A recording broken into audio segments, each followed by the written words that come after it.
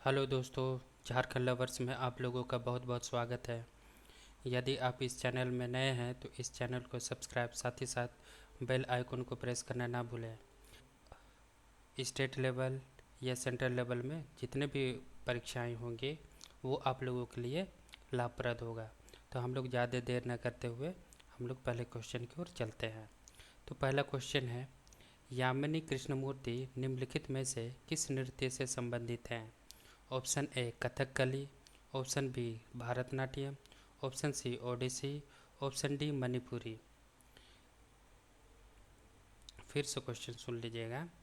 From which of the following dances Yamini Krishnamurthy is related to Bharat Kathakali, Bharatanatyam, Odissi, Manipuri?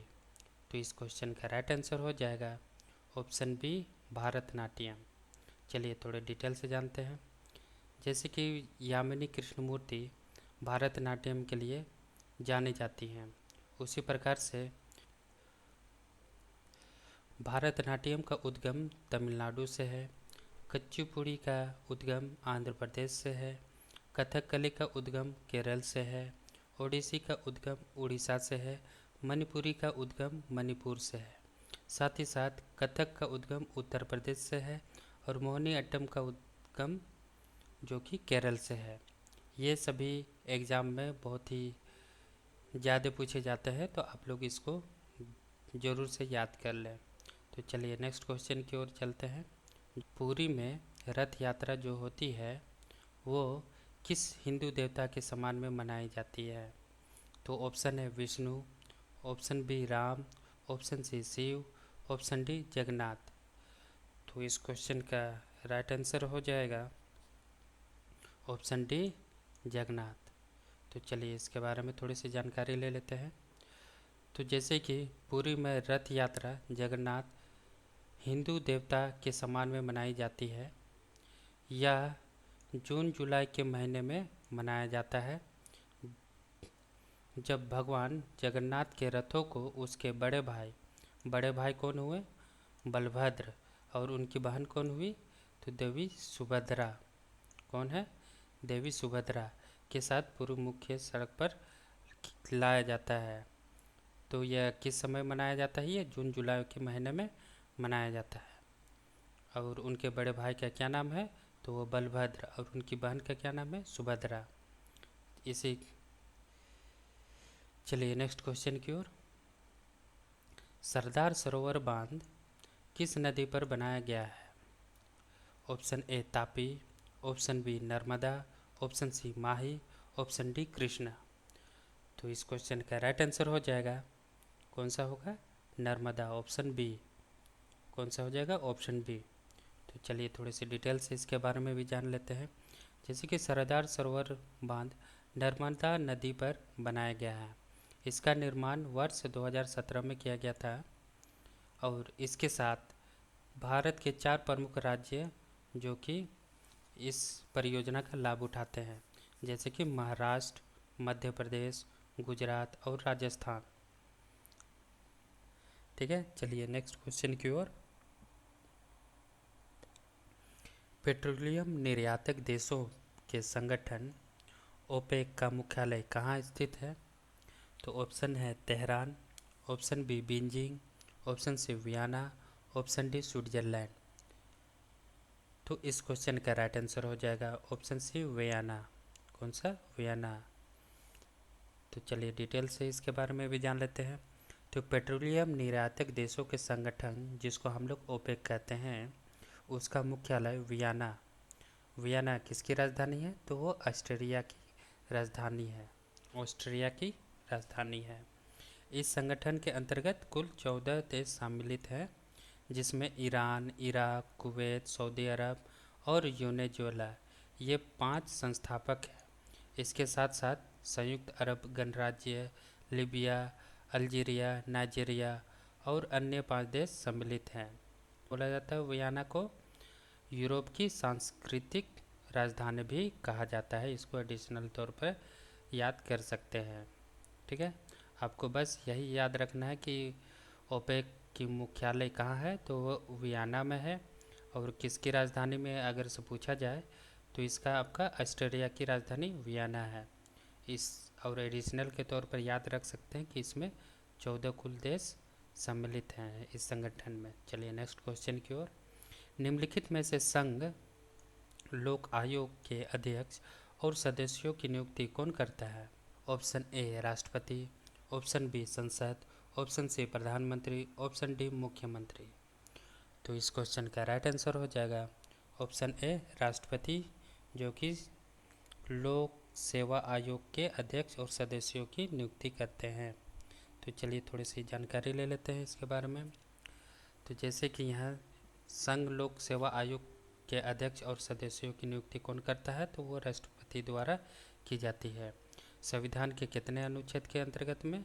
तो ये 316 के अंतर्गत, और साथ ही साथ में संविधान के भाग 14 में इसका उल्लेख किया गया है। और अभी यूपीएससी के वर्तमान अध्यक्ष कौन है? प्रोफेसर प्रदीप कुमार जोशी। और इसके पूर्व कौन थे? ये अरविंद सक्सेना थे। ठीक है, इसको अभी फ़िलहाल याद रखिएगा क्योंकि हाल ही में एग्ज़ाम होने वाले हैं। ठीक है, चलिए नेक्स्ट क्वेश्चन की ओर। भारतीय संविधान के प्रारूप समिति के अध्यक्ष कौन थे? भारतीय संविधान के प्रारूप समिति के अध्यक्ष कौन थे? Option A Rajendra Prasad, option B B R Ambedkar, option C G V Mavalankar, option D Vallabh भाई पटेल। तो इस क्वेश्चन का राइट आंसर हो जाएगा बी आर अम्बेडकर। कौन से हो जाएगा? बी आर अम्बेडकर हो जाएगा, ऑप्शन बी। तो चलिए इसके बारे में भी थोड़ी सी जानकारी ले लेते हैं। तो भारतीय संविधान के प्रारूप समिति के अध्यक्ष कौन थे? डॉक्टर बी आर अम्बेडकर, जिसको बाबा साहेब के नाम से भी जानते हैं। और संचालन समिति के अध्यक्ष कौन थे? तो वो राजेंद्र प्रसाद थे। और संविधान सभा के कार्यों पर समिति के अध्यक्ष कौन थे? जीवी मालवंकर थे। और अल्पसंख्यक उप समिति के अध्यक्ष कौन थे? तो एच.सी. मुखर्जी थे। इसको थोड़े से आप लोग ध्यान से याद रखिएगा। इसमें बहुत सारे क्वेश्चन पॉलिटी से पूछे जाते हैं जो कि इजी होते हैं, पर हम लोग इसको सही रूप से नहीं देखते हैं, जिसके कारण हम लोग ऐसे क्वेश्चन को गलत करके आते हैं। तो चलिए नेक्स्ट क्वेश्चन की ओर।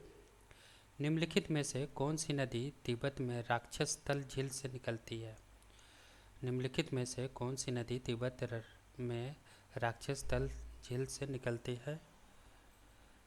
Option A Beas, option B Chenab, option C Ravi नदी, ऑप्शन डी सतलुज नदी।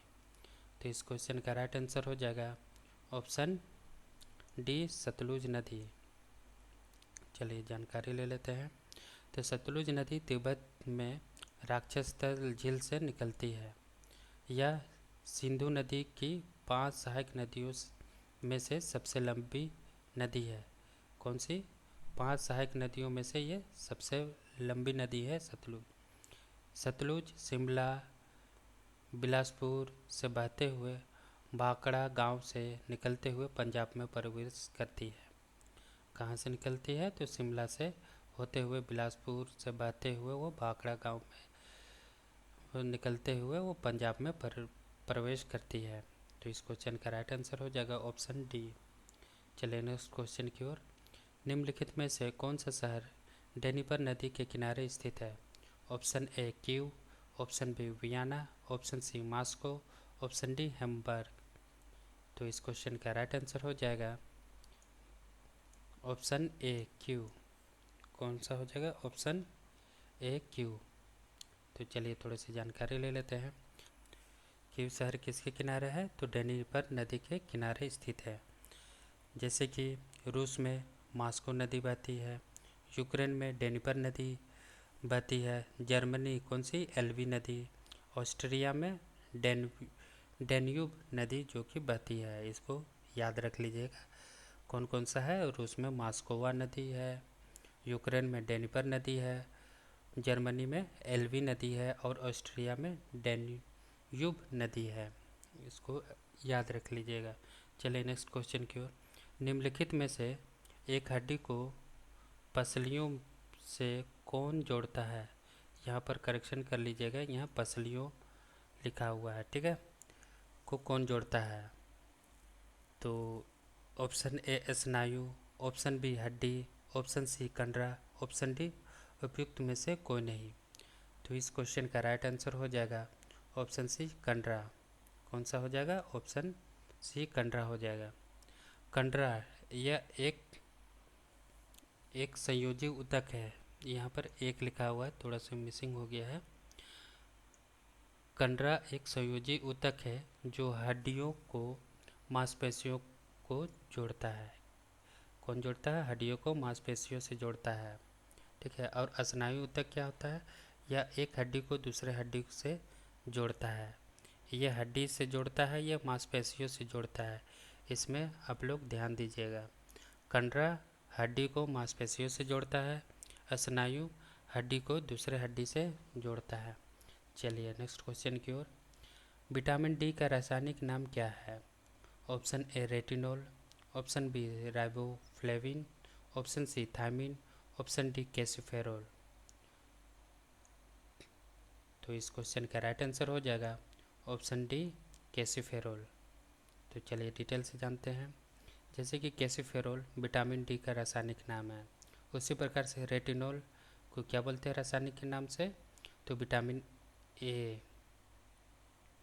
और विटामिन डी का रासायनिक नाम क्या है? राइबोफ्लेविन। विटामिन बी1 का क्या है? थायमीन। विटामिन डी का क्या है? कैल्सिफेरॉल। तो इस प्रकार से आप लोग थोड़ी सी ध्यान में रखते हुए इसको याद कर लीजिएगा। और ये मैं अभी फ़िलहाल इतने ही क्वेश्चन लेके आया हूँ, और आने वाले जितने भी लेक्चर होंगे उसमें मैं धीरे धीरे क्वेश्चंस की मात्राएं बढ़ा दूंगा। और आशा करता हूँ कि आप लोगों को यह सेशन अच्छा लगा है, और अच्छा लगा तो इसको लाइक और शेयर करना ना भूलें। धन्यवाद।